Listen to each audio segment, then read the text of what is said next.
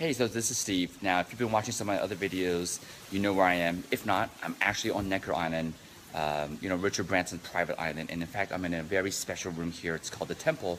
This is where the elders that he formed originally, each one of these poles right here that you see was built for one of the elders, 12 of them. Some of the greatest leaders in the world, Jimmy Carter, Desmond Tutu, Nelson Mandela, all sat in this room along with some of the leaders since then to brainstorm on how to change the world. Now, if you're watching this video, now I shot a video before about how we can all work together. If you're a high level, if you have multiple practices, you're successful and you want to give back, that's a separate project. This video is about, look, if you're at 1, 2, 3, a handful of clinics, or maybe you have multiple clinics and you want to work on systems on how to put out fires. Maybe your staff just isn't doing the things to help grow your practice. You feel like you have to do it yourself. Or maybe you have multiple practices and yet when you go home, you're like, this is not completely fulfilling for me. There's some other way. I've been fortunate enough to meet with some of the top entrepreneurs in the world, like Richard Branson, and we talk about how we can grow our practices the happy way, right? So I figure, look, there's a lot of PTs out there looking to teach marketing and all that stuff, so you can learn that. I really have found my purpose, which is to help you grow your practice the happy way, to make a bigger impact. And so if you're interested in that, a couple things I want to share with you that I've learned from being here for 4 days so far with Richard Branson. One of which is keep a higher purpose, right? Know that you can make a bigger impact and leverage the connections that you have and share with the world your gift, right? Do your unique gift in your practice, right? You may not have to do all the things that you're currently doing and get rid of all the busy work that you're doing and focus only on your unique gift. And so you want to figure out what that is.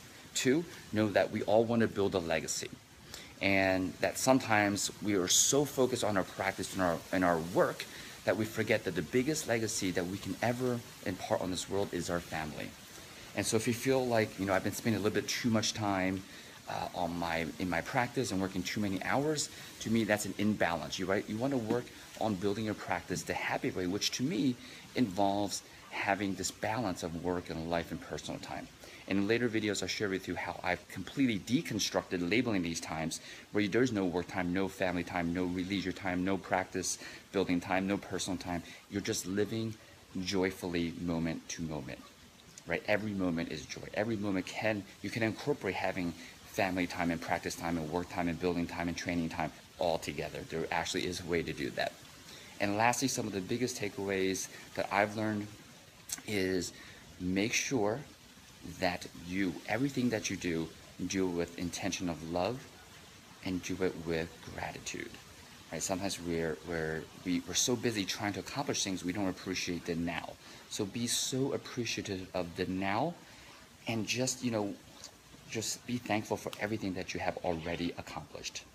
And one last tip, this is the most common, when people were asked, what's unique about Richard Branson, the most common answer was when anyone walks up to him or when they're having meetings, when someone has an idea, it could be the silliest, most non-productive, the most awful idea, he never shoots down any ideas. He will say, there's something to this. I'm sure if we work together, something great will come out of it. That's his response.